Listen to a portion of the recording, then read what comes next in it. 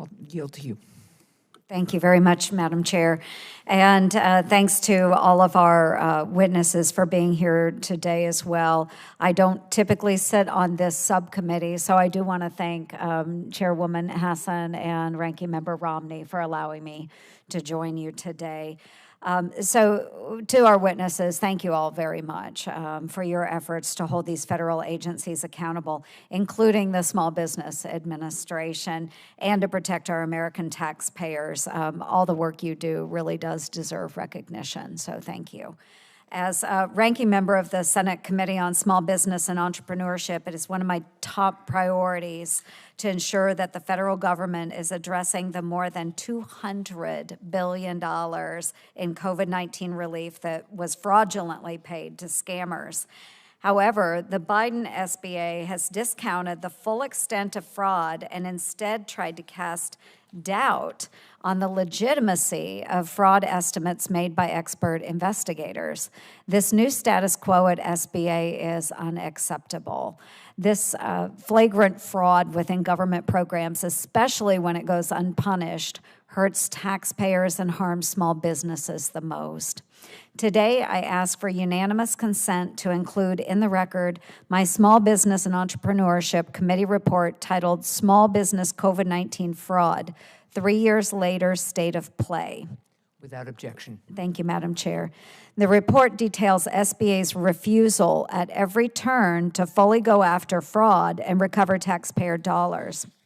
I recommend Congress acts immediately to increase investigators' capacity to recover taxpayer funds quickly, ensure loans are paid back, and strengthen federal government controls when dispersing funding in the future. And I would like to move into my questions, and I am going to start with Mr. Ware, and thank you so much. I appreciate your work.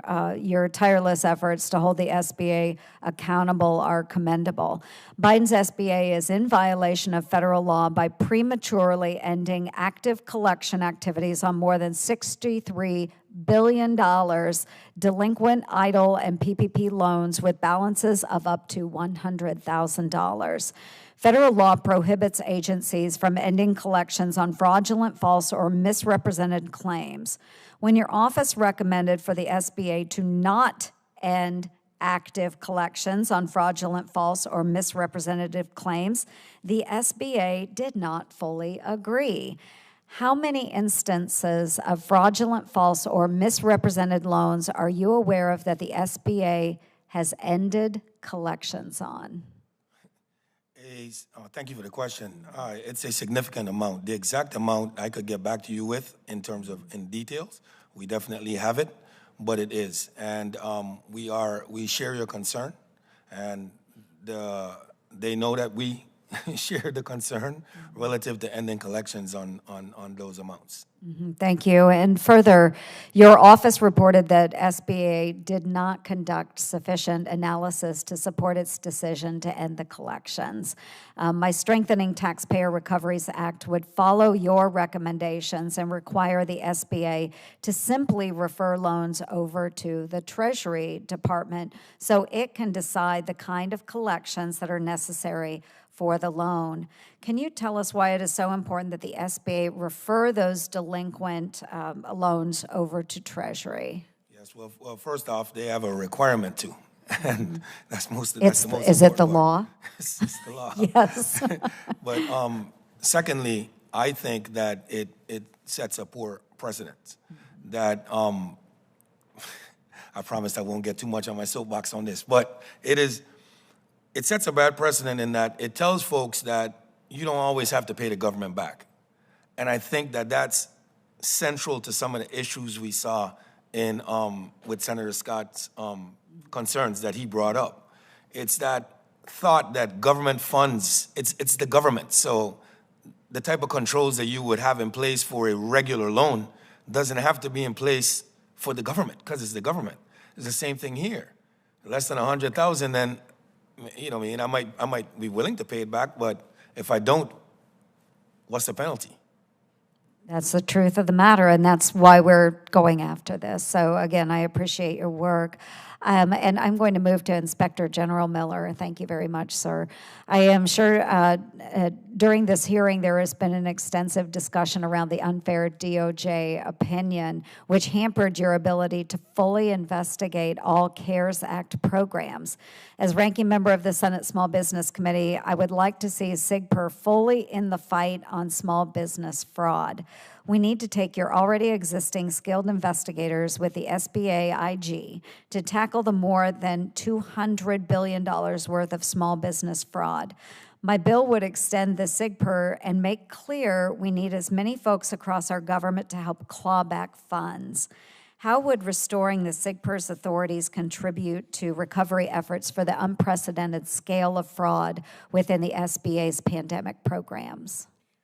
Well, I think we could contribute a lot. We stand ready, able, and willing to assist General Weir in the fight against fraud in those programs.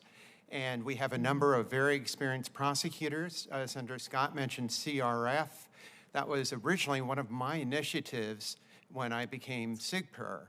And I recruited very experienced prosecutors. For example, the chief of the fraud section at the U.S. Attorney's Office in the Eastern District of Virginia had been chief of the fraud section for a decade. He has 35 years experience prosecuting fraud cases.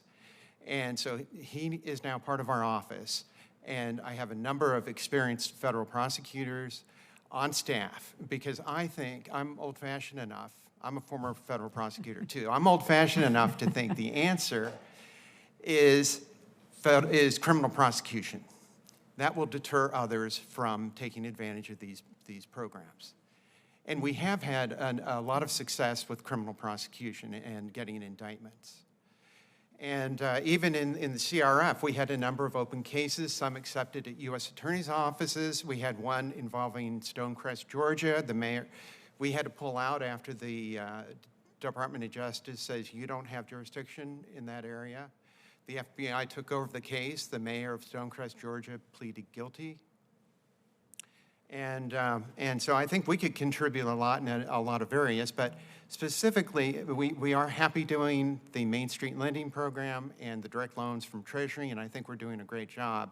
I would be happy to, under the leadership of General Weir, subordinate to him, assisting with PPP cases. We do PPP cases through the PRAC task force, and General Horowitz has highlighted one of the cases we did recently down in Texas. It's the largest, I think it's the largest PPP case that the task force is doing, and that's in his written testimony.